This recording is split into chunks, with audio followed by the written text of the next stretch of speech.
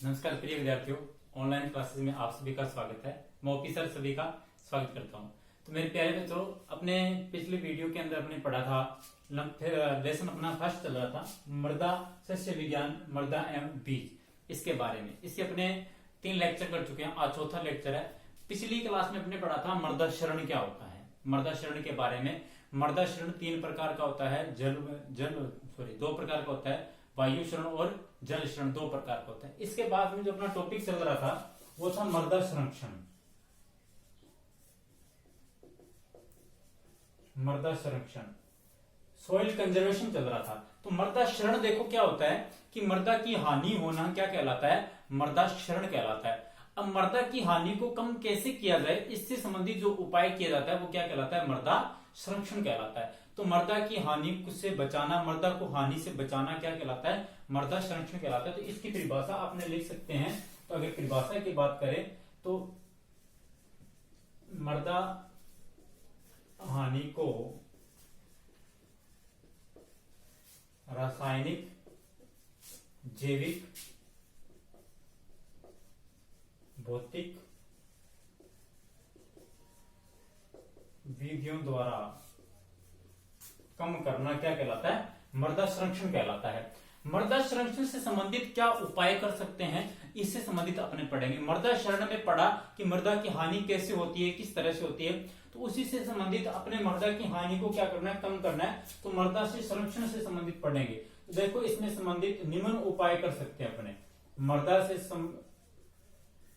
संरक्षण के निम्न उपाय कर सकते हैं। नंबर 1 बात करें अपने भू परिष्करण।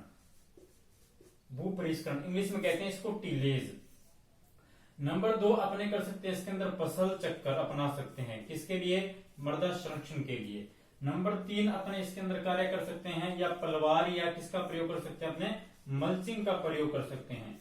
नंबर 4 जो इसके अंदर विधि काम में ले सकते हैं मृदा संरक्षण के अंदर, वो विधि है फसलों को समांतर पट्टियों में फसल बोना। समांतर पट्टियों में फसल बोना। अब सभी इसका एक एक विधि को एक्सप्लेन करूंगा, आप इस चीज को एक बार नोट डाउन करते रहें कि समांतर पट्टियों में फसल बोना। Number 5 agro forestry. Agro forestry यह अपने क्या करते हैं, 5 उपाय करते हैं किससे संबंधित, मृदा को हानि को बचाने के लिए, जिसकी अपने संज्ञा उसको क्या नाम दिया मेरे प्यारे बच्चों, मृदा संरक्षण नाम दिया। अब सभी को मैं एक एक से डिस्प्लेन करता हूं, इसको करता हूं, समझाता हूं, सभी को देखते हो होता क्या है। सबसे पहले देखते हैं भू परिष्करण क्या होता है। नंबर 1 अपने मेथड को लेकर चलते हैं, भू परिष्करण क्या होता है। भू परिष्करण से संबंधित देखते हैं। तो भू परिष्करण क्या होता है कि मृदा की जुताई करना, निराई करना, गुड़ाई करना, ये क्रिया क्या कहलाती है, भू परिष्करण कहलाती है। इंग्लिश में इसको क्या कहते हैं बेटा, टिलेज कहते हैं। क्या कहते हैं, टिलेज कहते हैं इसको इंग्लिश में। तो भू परिष्करण इससे होता क्या है, जब अपने मृदा की जुताई करते हैं तो मृदा में जो नमी होती है, नमी का स्तर क्या हो जाता है, बढ़ जाता है। नमी का स्तर बढ़ जाने से मृदा का क्षरण, मृदा जल और वायु द्वारा बहकर क्या हो जाती है, कम चली जाती है। जैसे देखो इस तरह से क्या होते हैं, मृदा के कण होते हैं, पार्टिकल होते हैं सॉइल के, इस तरह से। जैसे अपने जुताई करते हैं तो इसके अंदर जो पानी ग्रहण करने की क्षमता इसकी क्या हो जाती है, बढ़ जाती है। बढ़ जाने से मृदा के कण जो होते हैं, मृदा के जो कण होते हैं वो आपस में क्या हो जाते हैं, चिपक जाते हैं, या ऐसे कह सकते हैं एक समुच्चय बन जाता है। समुच्चय मतलब इकट्ठे हो जाते हैं, जिसमें पानी या फिर हवा द्वारा बहकर नहीं जाते। इससे टिलेज या भू परिष्करण द्वारा मृदा की हानि को बचाया जा सकता है। पिछली वीडियो में मैं इसको बता चुका हूं, भू परिष्करण क्या होता है, इसके प्रकार के बारे में सब इसके डिटेल से बात कर चुके हैं। तो ये था भू परिष्करण। तो सीधी सी बात है इसके अंदर कि मृदा में निराई, गुड़ाई, जुताई या भू परिष्करण की क्रियाएं करने से मृदा में नमी की मात्रा क्या हो जाती है, बढ़ जाती है, जिससे मृदा की हानि क्या हो जाती है, कम हो जाती है। ठीक है मेरे प्यारे बच्चों। नंबर 2 टॉपिक देखो इसका, फसल चक्कर। इसको कहते हैं क्रॉप रोटेशन। फसल चक्कर देखो, फसल चक्कर होता क्या है, सबसे पहले इसकी परिभाषा को समझते हैं। फसलों में हेर फेर करके बोना क्या कहलाता है, फसल चक्कर कहलाता है। फसलों में हेर फेर कैसे, जैसे अपने बात करें, आपने रबी में जैसे मान लो कि आपने गेहूं बो दिया, तो दूसरे साल रबी में आप उसमें गेहूं नहीं बोगे, क्या बो सकते हो, दूसरी फसल बोगे। जैसे कौन सी, सरसों बो दी। या जैसे मान लो आपने खरीफ के अंदर गवार बोया है तो दूसरे वर्ष उसी खेत के अंदर गवार नहीं बोएंगे, उसी भूमि में क्या करेंगे, दूसरी फसल बो देंगे। जैसे कौन सा बो दिया, बाजरा बो दिया। इस तरह से फसलों में अदल बदल करके, हेर फेर करके बोना क्या कहलाता है, फसल चक्कर कहलाता है। इससे होता क्या है, फसल चक्कर अपनाने से एक तो जो भूमि की जो जड़ें होती है वो पौधों की जो जड़ें होती है वो भूमि को क्या करती है, जकड़ कर रखती है, मतलब पकड़ के रखती है। मृदा क्षरण को क्या करती है, कम करती है। दूसरी इसकी बात करें तो मृदा की जो जड़ें होती है, जैसे मान लो आपने फर्स्ट साल गेहूं बोया, दूसरे साल आपने गेहूं बो दिया, ये उस कंडीशन पर बात कर रहे हैं अपने जब अपन फसल चक्कर नहीं अपना रहे। यहाँ एक बात को ध्यान रखना, फसल चक्कर अपने नहीं अपना रहे, रेगुलर फसलों को काम में ले रहे हैं। पहले साल गेहूं बोया, दूसरे साल भी आपने गेहूं बोया और तीसरे साल में मेरे प्यारे बच्चों आपने क्या बो दिया, गेहूं बो दिया। ठीक है, तो इससे क्या होगा, जैसे गेहूं होती है या फसल होती है, उससे क्या होता है कि जड़ों से एक क्या होता है, रसायन स्त्रावित होता है, या इसे कह सकते हैं एक विषैला तत्व स्त्रावित होता है। मतलब जैसे गेहूं बोया तो गेहूं की जड़ें क्या करेगी, एक विषैला तत्व छोड़ेगी, किसके अंदर, मृदा के अंदर क्या करेगी, एक विषैला तत्व छोड़ेगी। तो जैसे दूसरे साल फिर आपने उसी खेत के अंदर गेहूं बो दिया और तीसरे साल फिर भी आपने गेहूं बो दिया, तो ये विषैला प्रभाव होता है, ये क्या हो जाएगा, बढ़ जाएगा। तो फसल चक्कर नहीं अपनाने से धीरे धीरे विषैला प्रभाव इतना बढ़ जाता है कि मृदा क्या हो जाएगी, प्रदूषित हो जाएगी। क्या हो जाएगी, प्रदूषित। प्रदूषित होने से क्या होगा कि मृदा के जो कण है, ये कण है, जो मृदा जो होती है इसके जो कण होते हैं वो आपस में चिपके रहते हैं, ठीक है ना, बॉन्ड द्वारा चिपके रहते हैं, बंध द्वारा। तो जब मृदा प्रदूषित होगी तो इनके बीच में जो बंध है वो क्या हो जाएगा, टूट जाएगा और मृदा क्या हो जाएगी, कण क्या हो जाएंगे, बिखर जाएंगे। मतलब कहने की बात, मृदाएं क्या हो जाएगी, दलदली हो जाएगी। जब मृदाएं दलदली होती है तो जल के द्वारा बहकर क्या जाती है, आसानी से चली जाती है। तो इसीलिए भू फसल चक्कर अपनाने से मृदा की हानि क्या होती है मेरे प्यारे बच्चों, कम होती है। तो दो बातें क्लियर हो गई, भू परिष्करण और फसल चक्कर दोनों के बारे में अपने बात कर ली। तीसरा जो आता है, बात आती है, तीसरी जो बात करते हैं इसकी, वो कौन सा है आपका, समांतर पट्टियों में फसल बोना। तीसरा मेथड देखते हैं किसका, मृदा संरक्षण का, समांतर पट्टियों में फसल बोना, समांतर पट्टियों में फसल बोना। अब देखो इसको समझते हैं, समांतर पट्टियों में फसल क्या होता है। जैसे मान लो कि आपके पास ये खेत है, 5 बीघा खेत है, इसमें क्या कर दिया, फसलों को पट्टियों में बो दिया, इस तरह से 3 पट्टियों में बो दिया मैंने। मान लो यहाँ गेहूं बो दिया, यहाँ सरसों बो दिया, यहाँ चना बो दिया। सरसों की जड़ें क्या होगी, गहरी होगी, इसकी जड़ें क्या होगी, उथली होगी, इसकी जड़ें क्या होगी, गहरी होगी। इस तरह से फसलों को पट्टियों में बोने से मृदा की उथली और गहरी जड़ें क्या करती है, भूमि को जकड़ कर रखती है। साथ में ही मृदा फसल जो खेत होता है वो नगन नहीं होता, नगन खेत में क्या होता है, मृदा क्षरण ज्यादा होता है। इसीलिए अपने एक और मेथड काम में ले सकते हैं मृदा की हानि को बचाने के लिए, कौन सा, समांतर पट्टियों में फसलों को बोना। ठीक है बच्चे, अब चौथा इसका मेथड जो समझते हैं वो मेथड है पलवार या मल्चिंग का। कौन सा, पलवार या मल्चिंग। पलवार या मल्चिंग पहले भी अपने बात कर चुके हैं, 11th में भी बात कर चुके हैं इसकी। या पलवार या मल्चिंग क्या होता है, पलवार या जो मल्चिंग होता है, खेत को क्या करना, घास फूस या फिर अपने फसल अवशेष से ढकना क्या कहलाता है, पलवार या मल्चिंग कहलाता है। तो अपने जैसे मान लो कि ये भूमि है, ये भूमि, ये नगन है भूमि, इस पे कुछ भी नहीं है। नगन मतलब क्या है, इस पे कोई भी फसल या वनस्पति नहीं है। तो इस पे जैसे ही बारिश आएगी तो बारिश का प्रभाव सीधा आएगा इसके ऊपर, तो सीधा पड़ने पे मृदा के कण छिन्न भिन्न हो जाएंगे और ये क्या चले जाएंगे, पानी के साथ बहकर चले जाते हैं। या जैसे हवा का प्रवाह इसके ऊपर पड़ेगा, मृदा के ऊपर, तो मृदा के कण क्या होते हैं, हवा के साथ उड़कर चले जाएंगे। तो अपने इसमें काम ये करेंगे कि जो घास फूस अपने पास पड़ा है उसका इस पे क्या कर देंगे, मृदा पर फैला देंगे, जिससे वर्षा की बूंदों का सीधा इस पर कोई प्रभाव नहीं पड़ता, न ही इस पे कोई वायु का प्रभाव पड़ता है। यह क्रिया क्या कहलाती है, पलवार या मल्चिंग कहलाती है। मतलब भूमि को क्या करते हैं, अपने ढक देते हैं, किसके द्वारा, घास फूस या आजकल जो प्रयोग किया जाता है वो प्लास्टिक मल्चिंग का प्रयोग किया जाता है। आपने देखा होगा पॉलीथीन आती है जो, उसमें भूमि को क्या करते हैं, ढक देते हैं। इसका एक और भी काम होता है, पलवार या मल्चिंग करने से मृदा में नमी की मात्रा क्या हो जाती है, बढ़ जाती है। नमी की मात्रा बढ़ जाने से भी मृदा क्षरण क्या होता है, कम होता है, क्योंकि अपने पहले भी भू परिष्करण में इसको पढ़ चुके हैं। दूसरा इसका एक और मेथड भी काम में लेते हैं कि कि खरपतवार के बीज नहीं उगते, खरपतवार नियंत्रण में भी काम में लेते हैं कौन सा, पलवार या मल्चिंग को काम में लिया जाता है। इस बात को ध्यान रखना। दोबारा समझो, पलवार या मल्चिंग होता क्या है, भूमि को घास फूस या फिर अपने फसल अवशेष से क्या करते हैं, ढक देते हैं। ढक देने से मेरे प्यारे बच्चों क्या होता है कि इसमें सीधा वायु और जल का सीधा प्रभाव नहीं पड़ता, और दूसरा इसमें दूसरा इसका उद्देश्य होता है कि मृदा में नमी की मात्रा बढ़ जाती है। नमी की मात्रा बढ़ जाने से मृदा क्षरण क्या होता है, कम होता है। एक और इसका बेनिफिट अपने देख सकते हैं कि मृदा के जो बीज होते हैं वो नहीं उग पाते, तो खरपतवार नियंत्रण में भी पलवार या मल्चिंग काम करता है। क्यों होता है, क्योंकि जो खरपतवार के बीज होते हैं उनको उचित वायु जो ऑक्सीजन होती है वो नहीं पहुंच पाती, जिसके कारण है नहीं जर्मिनेशन नहीं हो पाता, नहीं उग पाते। ठीक है, ये पलवार या मल्चिंग का प्रयोग है। बाकी यहां तक समझ में आ गई।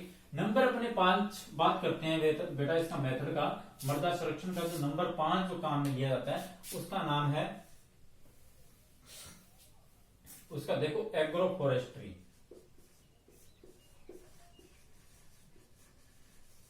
एग्रो फॉरेस्ट्री, एग्रो फॉरेस्ट्री क्या होता है, एग्रो का मतलब क्या होता है फसल, और फॉरेस्ट्री का मतलब क्या होता है वन। दोनों वर्डों को समझो। एग्रो मतलब फसल होता है, एग्रोनॉमी आपने पढ़ा होगा। फॉरेस्ट्री का मतलब क्या होता है, आपका वन होता है। तो सीधी सी बात है कि जो खेत होता है उसके अंदर क्या करते हैं, इस तरह से पौधे लगा देते हैं अपने, या तो बागवानी लगा सकते हैं या दूसरे पौधे लगा सकते हैं। इस तरह से बड़े पेड़ आते हैं, पेड़ों को लगा सकते हैं इस तरह से। इसके बीच में जो खाली स्थान होता है इसके अंदर क्या करते हैं, अपने फसल को बो देते हैं। फसल भी कौन सी बोते हैं मेरे बच्चों, इसके अंदर देखो फसलों को भी बोया जाता है, फैलने वाली फसलों को, स्प्रेडिंग टाइप, जो लंबी कम बढ़ती हो फैलती ज्यादा हो, जैसे मूंगफली है, उड़द है, मूंग है, मोठ है, ये कौन सी स्प्रेडिंग टाइप फैलने वाली फसलें होती है, इनको बीच में बोया जाता है। इससे होगा क्या कि ये जो फसलें होती है, ये जो पेड़ है, पेड़ की जड़ें गहराई में जाती है और मृदा को क्या करती है, जकड़ कर रखती है। और ये जो बीच में जो फसलें बोई जाती है, फसल बोई जाती है, मूंग उड़द अपन कुछ भी बो दें इसके अंदर, ये क्या करती है, फैल कर क्या करती है, मृदा को बचाए रखने का कार्य करती है। और इनकी जड़ें क्या होती है, उथली होती है, मतलब ऊपर की तरफ ज्यादा जड़ें होती है, ये ऊपर से भूमि को क्या करती है, जकड़ कर रखती है। यह क्रिया जो कहलाती है वो एग्रो फॉरेस्ट्री कहलाती है। तो अपने कह सकते हैं पेड़ों की कतारों के बीच में फैलने वाली फसलों को बोना क्या कहलाता है, एग्रो फॉरेस्ट्री कहलाता है। ये भूमि को क्या करती है, जकड़ कर रखते हैं इनकी जड़ें, और जल और वायु क्षरण दोनों को क्या करती है, यह कम करती है। ठीक है, इसके द्वारा अपने एग्रो फॉरेस्ट्री के द्वारा भी मृदा संरक्षण को बताया जा सकता है, मृदा की हानि को बताया जा सकता है। ये हो गई बातें अपनी किसकी, एग्रो फॉरेस्ट्री की बातें होगी, अपने इसके बारे में बात कर ली। ये था मृदा संरक्षण के बारे में। मृदा संरक्षण में अपने एक बार फिर देखो अपने क्या पढ़ा, भूपरिष्करण पढ़ा, बोलते रहो साथ साथ में। दूसरा अपने क्या पढ़ा इसके अंदर, भूपरिष्करण के बाद में दूसरा बात अपने इसके अंदर मृदा संरक्षण में क्या पढ़ी, इसके अंदर अपने फसल चक्र काम में लेते हैं। तीसरा पॉइंट बेटा इसमें कौन सा आता है, पलवार या मल्चिंग। चौथा समांतर पट्टियों में फसल बोना। पांचवा एग्रो फॉरेस्ट्री। ये हो गई मृदा संरक्षण की बात। तो ये मृदा क्षरण और संरक्षण दोनों टॉपिकों के बारे में अपने डिटेल से बात कर चुके हैं, इसमें कोई दिक्कत समस्या पैदा नहीं होनी चाहिए। नेक्स्ट देखो इसकी जो हेडिंग है, नेक्स्ट जो टॉपिक आता है फर्स्ट लेसन के अंदर, वो आता है आपका बीज। बीज या इसको क्या कहते हैं, सीड। बीज को क्या कहते हैं, सीड। अब देखो बीज होता क्या है, सबसे पहले इसकी परिभाषा की बात करें। पुष्प के परिपक्व बीजांड को कहते हैं। बीज या सीड किसको कहते हैं, पुष्प के परिपक्व बीजांड को कहते हैं। जो बीजांड होता है उसका जो पक जाता है उससे क्या बनता है, बीज बनता है। तो सभी को पता है फूल से ही क्या बनते हैं, बीज बनते हैं, या फल बनता है, फूल से क्या बनता है, फल बनता है। तो पुष्प के परिपक्व बीजांड को क्या कहते हैं, बीज कहते हैं। ठीक है मेरे बच्चे, इसमें एक अपने बात पढ़ेंगे, वो आते हैं उत्तम बीज। कौन सा, उत्तम बीज। उत्तम बीज देखो क्या होता है, सामान्य किस्मों से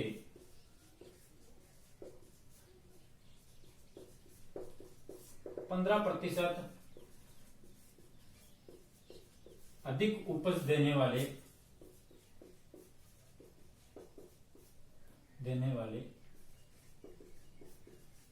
बीज को उत्तम बीज कहते हैं। तो सामान्य किस्में या अपने कह सकते हैं देसी किस्में। जो देसी किस्में होती है उनसे अगर 15% अधिक उत्पादन मिलता है, प्रोडक्शन मिलता है, वो बीज क्या कहलाता है, उत्तम बीज की श्रेणी में रखा जाता है। तो सीधी सी परिभाषा, उत्तम बीज किसको कहते हैं? सामान्य किस्मों से 15% अधिक उपज देने वाले बीज को क्या कहते हैं? उत्तम बीज कहते हैं। बीज किसको कहते हैं? पुष्प के परिपक्व बीज को क्या कहते हैं? बीजाणु को क्या कहते हैं? बीज कहते हैं। ये बात हो गई। अब इसमें बात करते हैं कि भारत के अंदर 12% तो उत्तम बीज का उत्पादन होता है। 12% भारत में उत्तम बीज का उत्पादन होता है।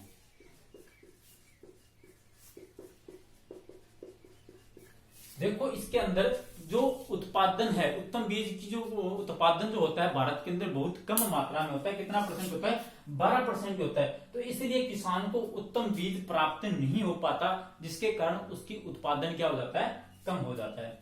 तो भारत में 12%। अब अपने बात करते हैं उत्तम बीज की परिभाषा पढ़ ली कि उत्तम बीज होता क्या है। 15% अधिक उपज देने वाले को क्या कहते हैं? उत्तम बीज कहते हैं मेरे प्यारे बच्चों। ये आपने परिभाषा पढ़ी इसकी। उत्तम बीज कितना होता है? 12% होता है। अब इसकी बात करते हैं विशेषताओं की, मतलब ये उत्तम बीज दिखता कैसा है? ये बात आ गई ना, उत्तम बीज दिखता क्या है, इसकी विशेषताएं क्या है, या इसके गुण क्या है, क्या गुण होने चाहिए कि वह उत्तम बीज कहलाता है। या मैं एक और बात कहूं तो यह सामान्य किस्मों से, या सामान्य किस्मों का अपने दूसरा नाम दें, देसी किस्मों से कैसे अलग होता है, या इसमें क्या अलग से गुण पाया जाता है जिसको अपने उत्तम बीज कह सकें। तो इसकी ये क्या होगी? विशेषताएं। अब अपने बात करते हैं उत्तम बीज की विशेषताओं के बारे में। एक एक को करके अपने पढ़ेंगे उत्तम बीज की विशेषताएं क्या होती है इसके बारे में। पढ़ते रहो, मस्त तरीके से लगे रहो, एकदम कोई दिक्कत नहीं है। बाधाएं हैं कौरव दल सी, इन सब पर तुम कूच करो, अर्जुन सा योद्धा बनकर गांडीव लेकर टूट पड़ो। ये जो ऐसी जो समस्याएं हैं, ये कोरोना की सबसे बड़ी समस्या है। इसमें क्लासों की भी समस्या आती है, प्रॉपर क्लासें नहीं हो पाती, ऑफलाइन भी। सभी बच्चों, प्यारे बच्चों से मिलने का मन तो बहुत करता है, लेकिन प्रॉपर मिल नहीं पाते क्योंकि थोड़ी समस्या है। तो जैसे ये हो जाएगा, स्कूल खुलेंगे, फिर अपने रेगुलर क्लासें चलेगी। टेंशन नहीं है, जितनी चिंता मत करो, जितना हो रहा है उतना पढ़ते रहो। ऐसे सोचो कि हमारी पढ़ाई प्रॉपर तरीके से नहीं हो रही तो किसी की भी नहीं हो रही, ठीक है। बाकी जो भी टीम है वो आपके लिए प्रॉपर काम कर रही है। उत्तम बीज की विशेषताएं हेडिंग डालते हैं।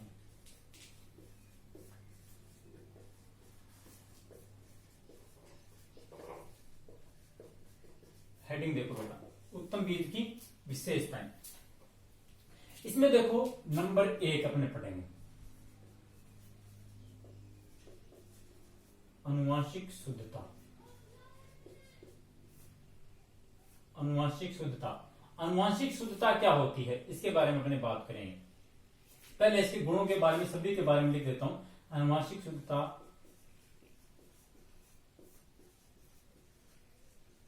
भौतिक शुद्धता,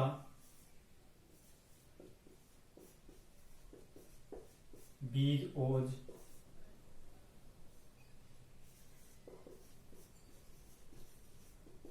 बीज अंकुरण प्रतिशत, नंबर 5 इसका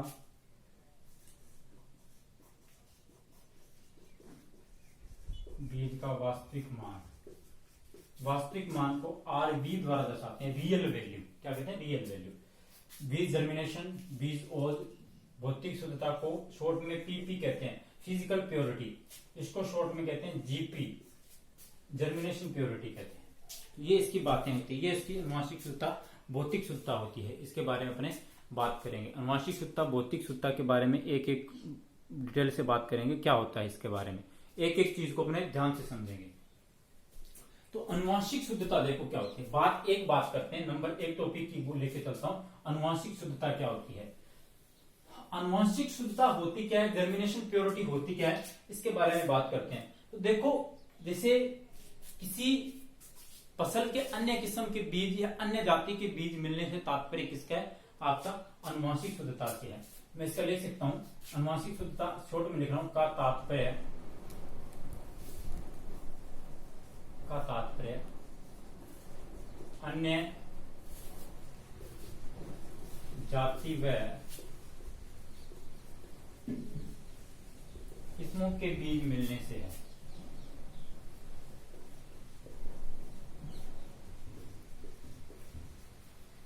तो अनुवांशिक शुद्धता की परिभाषा क्या हो जाएगी?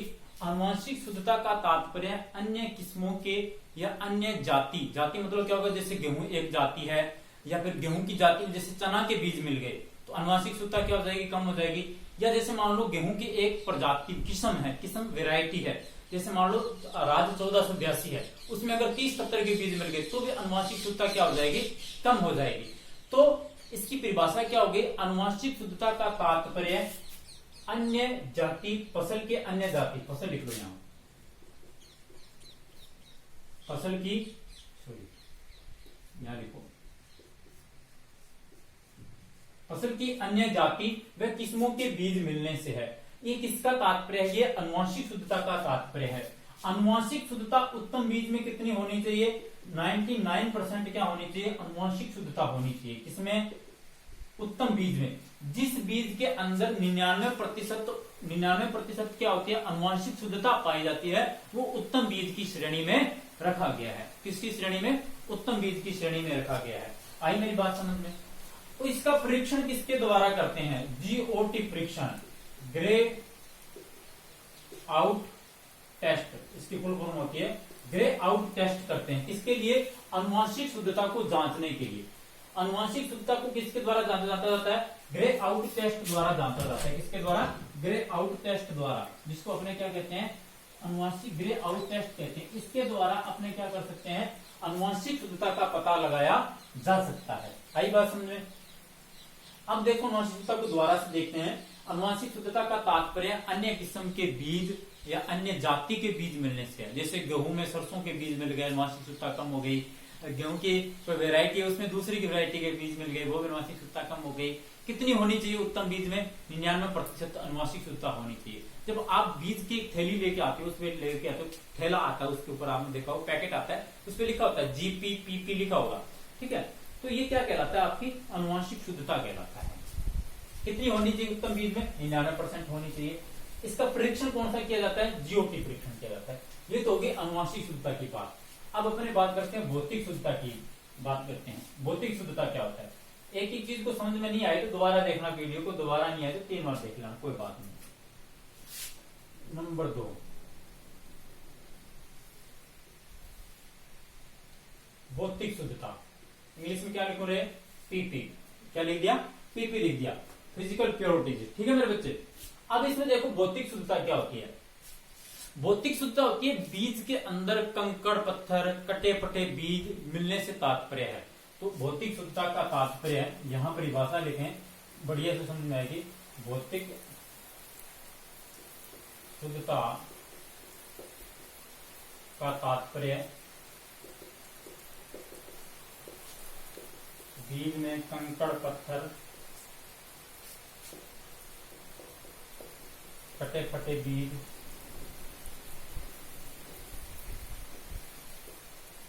मिलने से है। अगर जैसे आप मान लो बीज लेके आते हो, उसके अंदर कंकड़ पत्थर है, कटे फटे बीज है, वो क्या है, भौतिक शुद्धता, अशुद्धता हो जाएगी। तो भौतिक शुद्धता क्या होती है, भौतिक शुद्धता का तात्पर्य बीज में कंकड़ पत्थर कटे फटे बीज मिलने से है। ये क्या कहलाती है, भौतिक शुद्धता कहलाती है। भौतिक शुद्धता उत्तम बीज में कितनी होनी चाहिए, 98% होनी चाहिए। कितनी होनी चाहिए, 98%। जिस बीज के अंदर क्या होती है, भौतिक शुद्धता होती है, वो उत्तम बीज की श्रेणी में रखा गया है। जिस बीज के अंदर कितनी होती है, 99% क्या होती है, अनुवांशिक शुद्धता होती है, वो उत्तम बीज की श्रेणी में रखा गया है। भौतिक शुद्धता 98%। इसका परीक्षण कौन सा किया जाता है, डोकेज परीक्षण।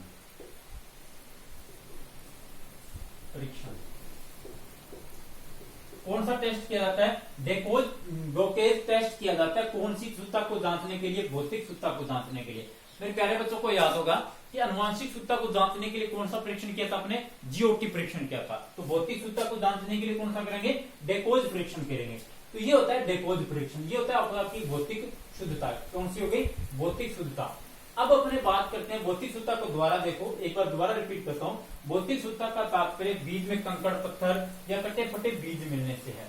जितने ज्यादा कटे फटे बीज होंगे उतनी भौतिक अशुद्धता पाई जाएगी। कितनी होनी चाहिए, उत्तम बीज में 98% होनी चाहिए। डेकोज परीक्षण किया जाता है, ठीक है। ये थी भौतिक शुद्धता। नंबर 3 बात करते हैं बीज ओज के बारे में। देखो बीज ओज क्या होता है, एक ही चीज को समझते रहो, ठीक है, मस्त तरीके से।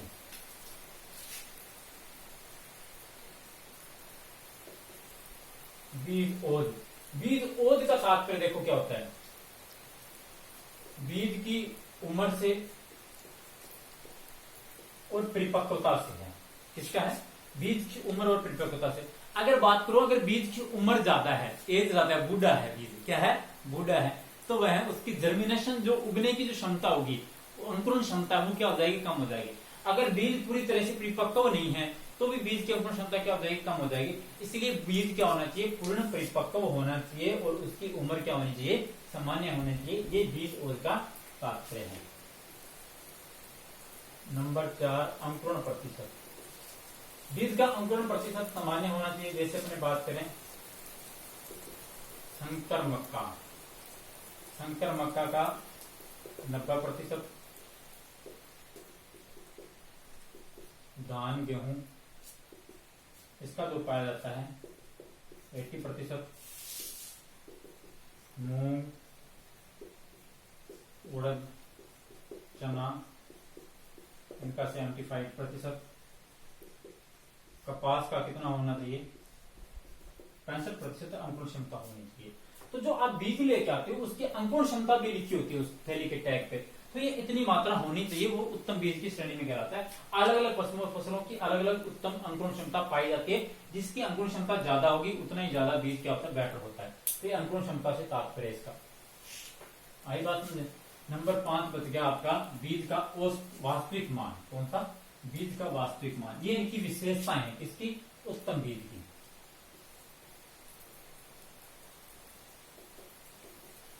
बीज का वास्तविक मान, वास्तविक मान शॉर्ट में क्या कहते हैं? Real value. क्या कहते हैं? Real value. आरवी द्वारा बताते हैं। देखो, अंकुरण प्रतिशत इंटू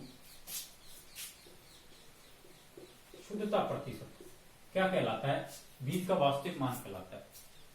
अंकुरण प्रतिशत इंटू शुद्धता प्रतिशत क्या कहलाता है? बीज का आपका बीज का वास्तविक मान कहलाता है। बीज का वास्तविक मान दर्शाने का फॉर्मूला होता है आरबी अंकुरण क्षमता इंटू शुद्धता प्रतिशत बटा में क्या आता है? 100 इंटू क्या आता है? 100। ठीक है, ये क्या होता है? इसका फॉर्मूला आता है। अब देखो इसको दर्शाता हूं। जैसे मान लो कि आपके बाजरा की अंकुरण क्षमता कितनी है? 90%। शुद्धता प्रतिशत कितनी है उसमें? 90%। बटा में क्या आ गया इसमें? 100। 0 से 0 कट गया, कितनी आ गई? 81%। इंटू में बेटा 100 नहीं है इसका, ठीक है ना? 100 नहीं है, इंटू बटा में 100, इंटू में 100 नहीं है। ठीक है, ध्यान रखना। कितना आ गया इसका? 81%। तो बीज का वास्तविक मान कितना आ गया? 81%। अब बात देखो क्या कहता है कि उत्तम बीज जो होगा, उत्तम बीज होते हैं, उसका बीज का वास्तविक मान 75% से कम नहीं होना चाहिए। जिस बीज का उत्तम बीज का वास्तविक मान 75% से कम होता है वह उत्तम बीज की श्रेणी में नहीं रखा गया। अब इसका 81% आ रहा है तो इसके उत्तम बीज की श्रेणी में रखा गया। मान लो यहाँ पर 80% हो और ये भी 80% हो, तो यहाँ पे कितना आएगा? 64%। तो यह उत्तम बीज की श्रेणी में नहीं है। तो सीधी सी बात है, बीज का वास्तविक मान अंकुरण प्रतिशत इंटू शुद्धता प्रतिशत, इसको निकालने का फॉर्मूला होता है अंकुरण प्रतिशत इंटू शुद्धता प्रतिशत बटा में 100। तो उत्तम बीज होता है उसकी जो रियल वैल्यू है आरवी है, इस फॉर्मूले द्वारा अपन निकालेंगे तो वो 75% से अधिक आनी चाहिए। अगर वो 75% से कम आती है तो वह उत्तम बीज की श्रेणी में नहीं है। तो ये थी आपके बीज की, उत्तम बीज की विशेषताएं। उत्तम बीज क्या होता है कल अपने पढ़ेंगे। बीज उत्पादन या फिर बीज के प्रकार कह सकते हैं, कौन कौन से बीज के प्रकार होते हैं, कौन कौन सा प्रकार होता है। ठीक है बच्चों, कल फिर अपने मिलते हैं एक नई वीडियो के साथ।